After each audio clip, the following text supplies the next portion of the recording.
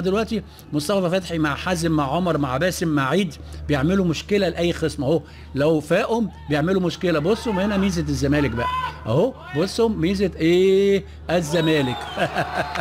بقول لحضراتكم دي ميزه الزمالك وجبناها من اول السطر.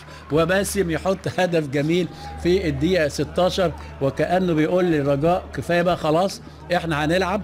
فباسم باسم مرسي في الدقيقه 16 من زمن الشوط الاول يحرز هدف جميل من 4 لعيبه. بص عيد وتحرك بدون كره حلو قوي وبص فوق. انما طبعا ايه عاوز اقول ميسي. الناس هتقول لي ميسي ايه يا عم بقى وبتاع. ديك حق يا عم. الراجل امبارح بحتر المدافع بتاع بايرن ميونخ ميسي بحتره وهو بيجري بسرعه 600 كيلو يعني مش على الواقف زينا اهو. ادي على طول الكره اتلعبت مصطفى لعيد. بصوا اهو لباسم ريح نفسه وعمل لوب حلو قوي على اسلام طارق. واللي لسه جاي بقى بنقول له ان نادي الزمالك تقدم بهدف في احلى لعبه في الشوط الاول حتى الان في الدقيقه 16 من زمن الشوط الاول. كده يبقى